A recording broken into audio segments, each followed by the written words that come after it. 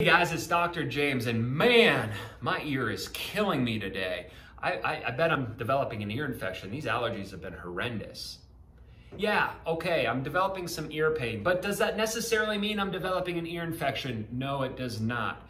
One study actually pointed out that in 60% of adults that experience ear pain, it is referred pain, meaning pain coming from another area of your body. Now, in that same study, it actually showed of the 60%, 80% of those individuals were experiencing the pain from one or three regions: their temporomandibular joint or their jaw, their neck or their cervical spine, or they had some history of dental pathology or disease. Now, why am I bringing this up? Otitis media is the most common diagnosis in children, and it is the second most common diagnosis in adults. Otitis media more or less means that I'm diagnosing that individual with an ear infection. Now, common methods of treatment are going to be, let's put your child on antibiotics, maybe put tubes in their ear, and in some very extreme cases, have surgery on the actual ears themselves. Now, all three areas, in my opinion, are very invasive. In 2010, the Journal of Epidemiology, they actually published a study that showed 2 or more rounds of antibiotics in the first 2 years of your child's life increases that child's risk of developing asthma by 67%.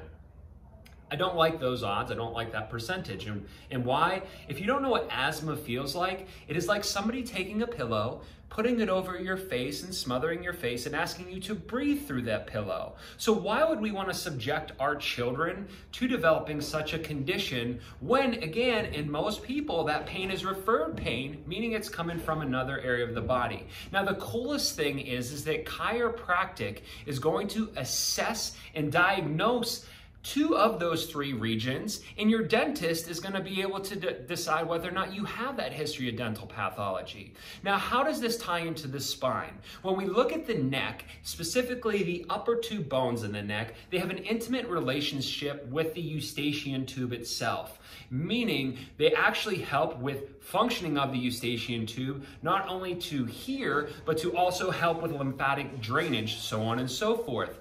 The most common misalignment in children is going to be of the upper cervical complex. Now, when you look at other studies show that the birthing process is typically the cause of these subluxations. And these subluxations are the #1 reason why people grow into poor posture and ultimately disability. Now, the first thing that you normally notice is your kids are pulling at their ears. Now, it's also very, very common for your kids to be pulling at your ears when they're what? They're teething. So look at for other signs during that time as well. Hey, the kid has their fist in their mouth. They're a little bit fussier than normal. They're not sleeping as well through the night. Again, these are all signs and symptoms of teething, guys. Yeah, they're tugging at their ears, but again, it's their mouth. It's not the actual ear itself. Now, my suggestion is if you do note that your child is experiencing some type of ear pain, what you should do is make your first stop to the chiropractor. Have that child's spine assessed. The chiropractor will let you know if he or she believes that it is an ear infection, and from there we can go ahead and give you the other options.